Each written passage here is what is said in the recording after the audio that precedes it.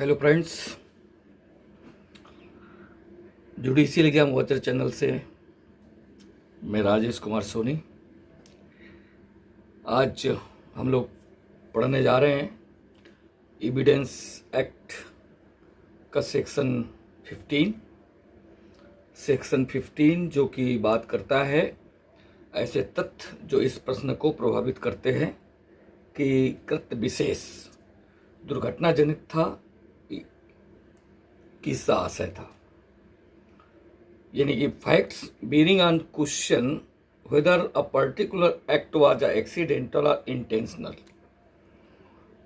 तो section 15 of evidence act का ये कहता है कि अगर कोर्ट के सामने ये प्रश्न हो कि जो पर्टिकुलर एक्ट है वो एक्सीडेंटल था या इंटेंशनल था, अगर ये क्वेश्चन उसके सामने आता है तो वो ऐसे कौन से फैक्ट होंगे जो इस क्वेश्चन से रिलेवेंट हो सकते हैं और उसके आंसर को निकाल सकते हैं। यानी कि इस क्वेश्चन के आंसर को फाइंड करने के लिए वो कौन से ऐसे फैक्ट्स हो सकते हैं जो उस पर्टिकुलर एक्ट से रिलेवेंट हों और वो इस बात को इंगित करें कि वो जो पर्टिकुलर एक्ट था उससे रिलेवेंट हो करके इस बात की ओर इशारा करें, इस बात के आंसर को सुझाएं, उत्तर को सुझाएं कि वो एक्सीडेंटल था या फिर वो इंटेंशनल था। इस बात को समझने के लिए हम कुछ वर्ड्स के बारे में जानना चाहेंगे, आपको बताना चाहूँगा, जिससे हम इस बात को पूरी तरह से समझ जाएंगे। आपको जरा सी मेहनत नहीं करनी पड़ेगी और आप पूरी तरह से सेक्शन 15 को समझ जाएंगे। वैसे भी जो सेक्शन 15 है तो ये जो एविडेंस एक्ट का सेक्शन 6 to 15 है और 6 to 16 हमारे पास जो सेक्शंस हैं ये रजिस्टर हैं। टोटल 6 से 16 तक जो भी सेक्शंस हैं वो सब रजिस्टर के अंतर्गत आते हैं। तो जो सेक्शन 6 हमारा रजिस्टर का है वो हमें पता है कि वो क्या है, तो वो मूल सेक्शन है सेक्शन 6। और सेक्शन 6 जो मूल सेक्शन है वो 7, 8, 9, 10, 11, 12, 13, 14, 15, 16 में वो बराबर चल रहा है। तो इसी चीज को हम जानेंगे, लेकिन उसके पहले मैं कुछ वर्ड्स आपके साथ डिस्कस करूंगा, बताऊंगा उसके बारे में। तो पहला तो हमारे पास एक वर्ड है एक्टस रियस। एक्टस रियस इसका मतलब होता है एक्ट अगेंस्ट लॉ। कोई ऐसा एक्ट अगेंस्ट लॉ। एक बात तो ये हो गई। दूसरी बात होती है मेंस रिया।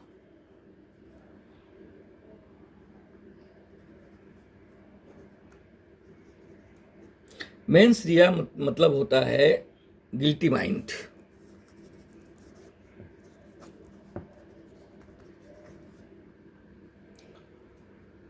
तो अगर कोई एक्ट अगेंस्ट लॉ है तो इसका मतलब वो एक्टस रियस है, वो एक ऑफेंस है, अपराध है। और उस अपराध के करने वाले को, उस एक्ट के करने वाले के अंदर मेंस रिया होगा, तभी वो एक्ट अगेंस्ट लॉ यानी कि वो अगेंस्ट लॉ जाएगा। तो इसका मतलब है कि उसका दिमाग में कहीं ना कहीं गिल्टी है, उसके दिमाग में कहीं ना कहीं कुछ ऐसा है जो उसे अपराध करने के लिए प्रेरित कर रहा है। मेंस रिया है, गिल्टी माइंड है उसके पास। तो ये दूसरी बात हो गई। ये तो एक कॉमन बात है, आपको पता ही होगा। अब एक जो दूसरी बात है वो ये है, एक वर्ड है modus operandi. Modus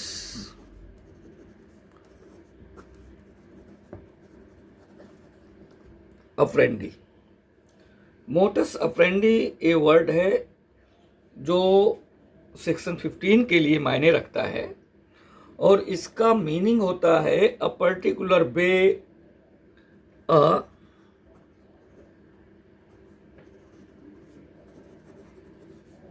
a particular way or method of doing something।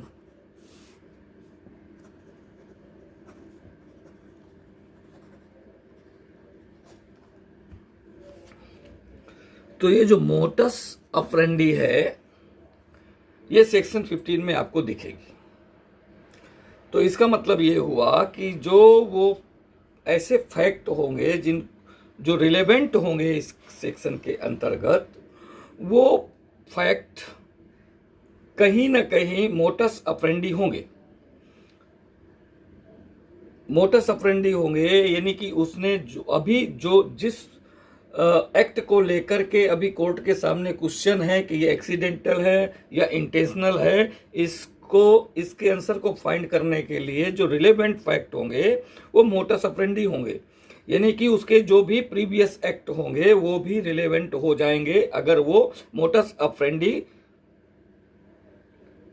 Show करते हैं। वो एक पर्टिकुलर वे और मेथड ऑफ डूइंग समथिंग, यानी कि जो भी उसने कृत्य किया हुआ है अगर उनमें एक पर्टिकुलर वे दिखाई दे रहा है, एक ही जैसा दिखाई दे रहा है, वो मेथड जो भी है वो एक जैसा है जो भी उसने किया है, तो फिर वो मोडस अफ्रेंडी के अंतर्गत आएंगे। यानी कि वो ऐसे फैक्ट होंगे जो मोटस अफ्रेंडी होंगे और अगर वो मोटस अफ्रेंडी होते हैं तो वो सेक्शन 15 के अंतर्गत रिलेवेंट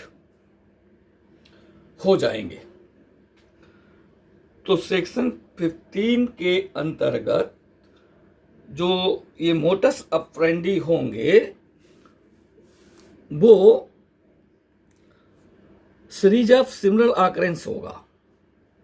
तो ये जो चौथी चीज है आपको समझना है वो सीरीज ऑफ सिमिलर ऑकरेंस, ये चीज होनी चाहिए। तो अगर वो ऐसे फैक्ट हैं जो एक सीरीज को बनाते हैं, सीरीज ऑफ सिमिलर ऑकरेंस, यानी कि अगर उन फैक्टों को जोड़ा जाए तो एक सीरीज ऑफ सिमिलर ऑकरेंस की बन जाएगी। और यही रजिस्ट्रे कहता है सेक्शन 6 में संव्यवहार का पार्ट होना चाहिए, संव्यवहार एक ही संव्यवहार के भाग होना चाहिए। तो ये एक्टस रियस, मेंस रिया, मोडस अफ्रेंडी और सीरीज ऑफ सिमिलर ऑकरेंस, ये ऐसी चीजें हैं जो सेक्शन 15 को हमें मदद करेंगी समझने में।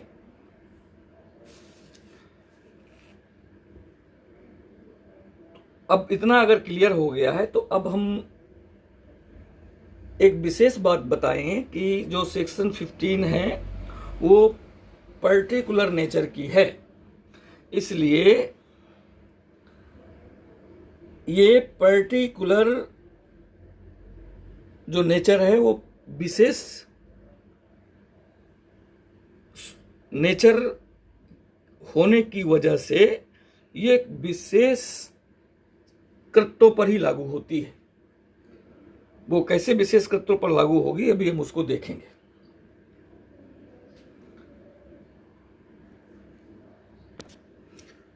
तो ये जो सेक्शन है 15,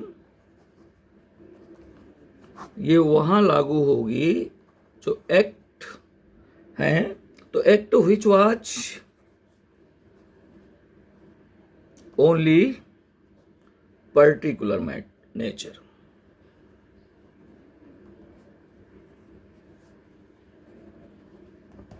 तो ऐसे एक्ट जो पर्टिकुलर नेचर के हैं उस पर लागू होगी। अब हम एक एग्जाम्पल से सेक्शन 15 को समझेंगे, फिर हम उसके डेफिनेशन पर जाएंगे। तो अगर हम ये मान लें कि ए एक व्यक्ति है जिसने बी से कुछ पैसे उधार ले रखे हैं और ए वो आदमी है जिसने बी से कुछ पैसे उधार ले रखे हैं और कुछ समय बाद इस बी का मर्डर करने की कोशिश की जाती है। इस बी का मर्डर करने की कोशिश की जाती है। इस व्यक्ति ने इस व्यक्ति की बी की मर्डर करने की कोशिश की, यानी कि मर्डर करना चाहा, लेकिन ये बच गया, बी बच गया, इसी तरह से बच गया। अब ये कोर्ट पहुंच गया, ये बी जो है ये कोर्ट पहुंच गया।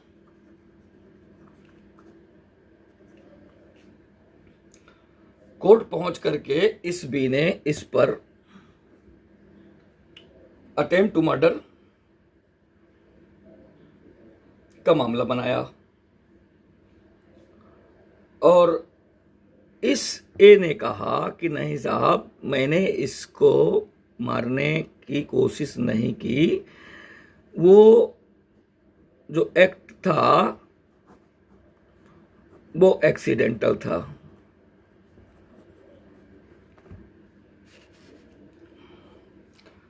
तो अब कोर्ट के सामने ये सवाल है कि बी कहता है कि ये एक्सीडेंटल था और बी ने कहा कि साहब ये एक्ट इनका तो इंटेंशनल था।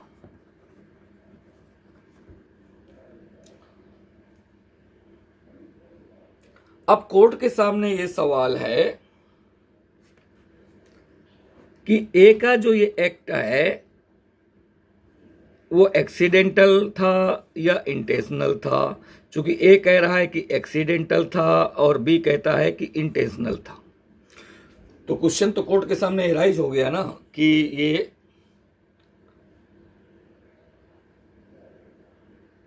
एक्सीडेंटल, इट वाज एक्सीडेंटल और इंटेंशनल, तो it will be decided by the court.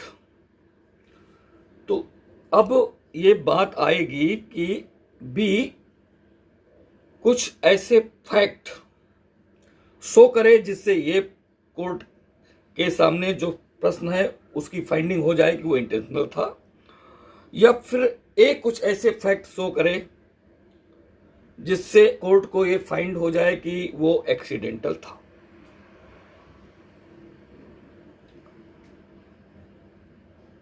तो बी की तरफ से ये फैक्ट दिया जाता है कि कुछ समय पहले इस ए बंदे ने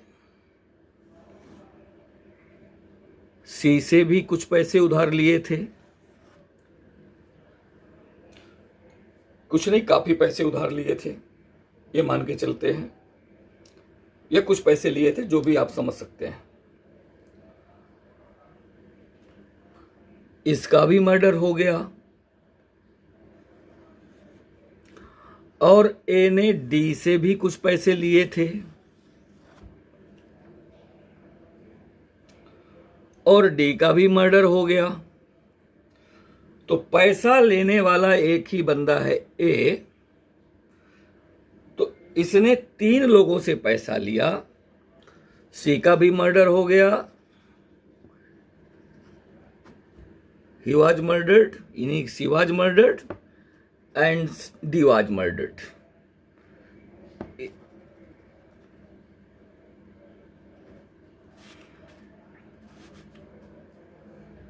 अब बी ने ये फैक्ट दिया कि ए ने इसके पहले सी और डी से भी पैसे उधार लिए थे जिनका मर्डर हो गया।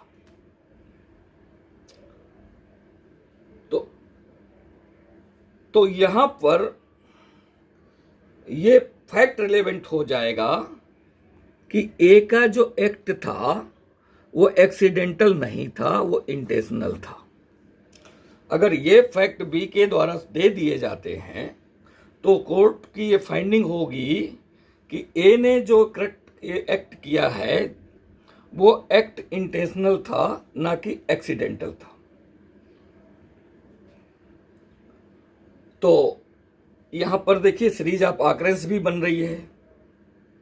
ए के अंदर एक्टस रियस और मेंस रिया दोनों क्लियर हो रहा है, क्योंकि इस फैक्ट से ये पता चल गया कि ये एक्ट इंटेंशनल था, ना कि एक्सीडेंटल था। तो मेंस रिया और एक्टस रियस भी आ गया। और चूंकि ये मोडस ऑपरेंडी बन रहा है, चूंकि इसके पहले जो भी जिनसे भी उसने पैसा लिया उनका मर्डर हुआ। मर्डर सी का भी हुआ, डी का भी हुआ और बी का भी होने वाला था, लेकिन वो किसी कारण से बच गया और कोर्ट पहुंच गया। तो यहाँ पर एक पर्टिकुलर वे देखने को मिल रहा है, एक पर्टिकुलर मेथड देखने को मिल रहा है, मेथड ऑफ डूइंग समथिंग, यानी कि ये यहाँ पर हमको मोडस ऑपरेंडी देखने को मिल रहा है। और सीरीज ऑफ सिमिलर ऑकरेंस भी है, सिमिलर ऑकरेंस है। तो यहां पर इस तरह के fact section 15 of evidence act के अंतर्गत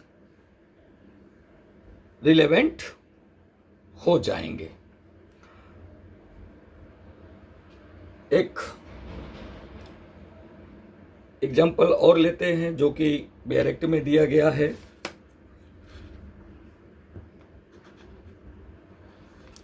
ए एक बंदा है और उसके पास वो बी नामक घर में रहता है, ये इसका हाउस है। इसने इसको इंश्योर्ड करा रखा है।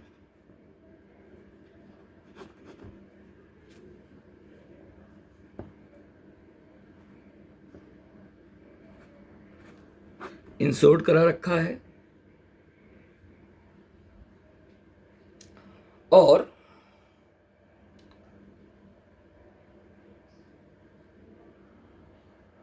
ये खुद ही अपने घर में सेट फायर, आग लगा देता है और उस इंश्योरेंस कंपनी से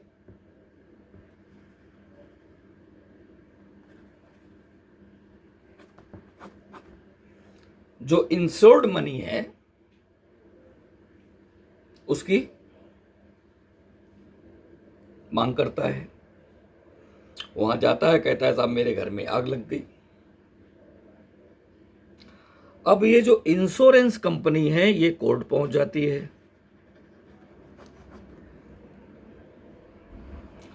कोर्ट इसलिए पहुंच जाती है क्योंकि इंश्योरेंस कंपनी को ये पता चला कि जो ये ए महाशय हैं ये इसके पहले भी अन्य बीमा कंपनियों से इसी तरह पैसे प्राप्त कर चुके हैं। तो ये बीमा कंपनी कोर्ट में ये फैक्ट देती है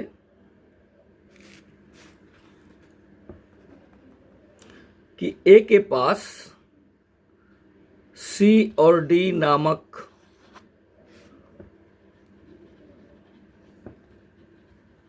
ये मान के चलते हैं कि ए पहले सी और डी नामक हाउस में रह रहा था। इनमें भी आग लगी थी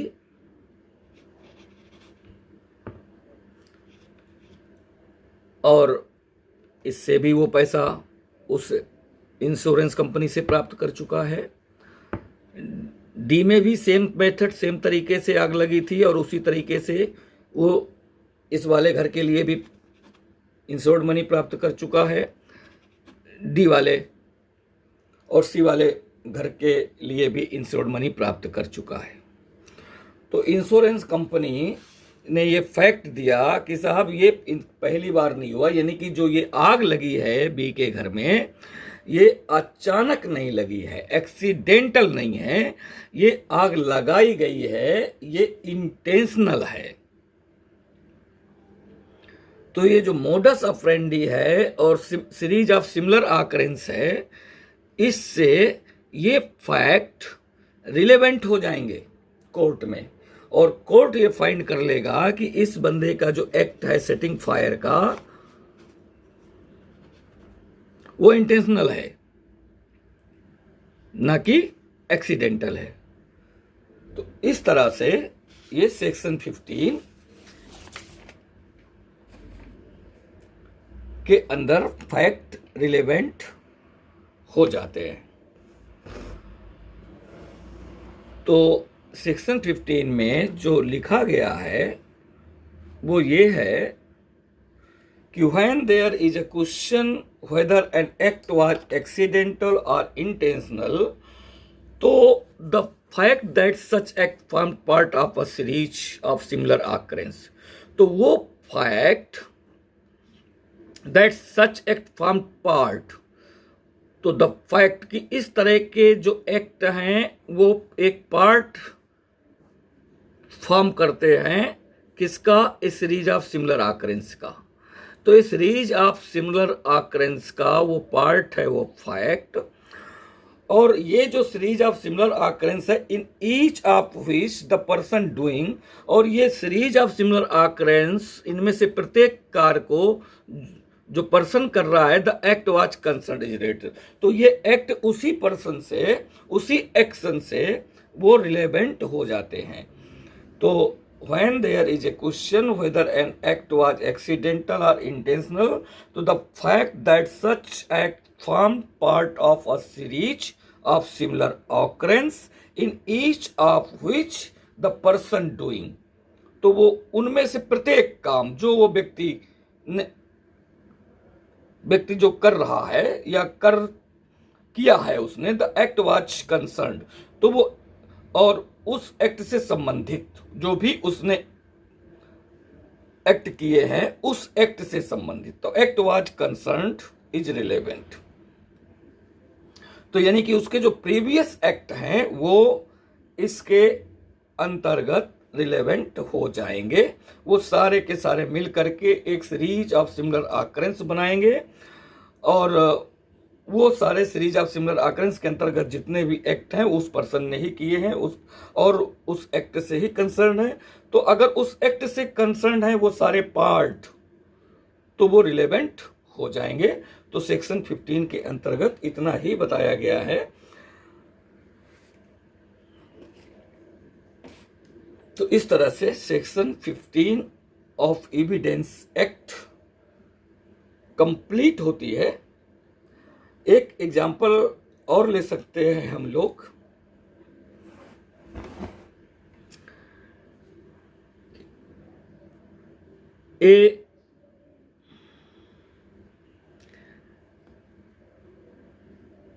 एक मदर है, इसके पास एक चाइल्ड है, इस चाइल्ड की डेथ हो जाती है,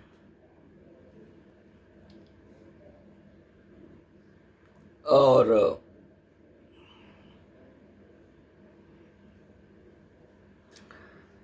इसको हम मदर न कह के मेड कह लेते हैं। मदर अगर मैं बोलूँगा तो फिर एग्जाम्पल में हो सकता है कि वो ठीक ना लगे, तो हम इसको मेड कह सकते हैं। और एक ये चाइल्ड है जिसकी ये केयर टेकर है, इस चाइल्ड की डेथ हो जाती है, और इसका जो आरोप है वो इस एम के ऊपर होता है, और एम ये कहती है कि ये जो डेथ है, ये डेथ है एक्सीडेंटल है, ये जो डेथ है ये एक्सीडेंटल है। लेकिन इस चाइल्ड की जो मदर है, इसका दावा है कि ये जो डेथ है वो इंटेंशनल है।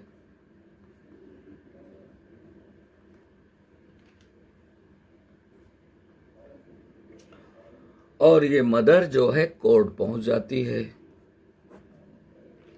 अब कोर्ट के सामने फिर यही प्रश्न उपस्थित होता है कि ये जो डेथ है, जो फैक्ट इन इशू है, वो इंटेंशनल है या फिर एक्सीडेंटल है।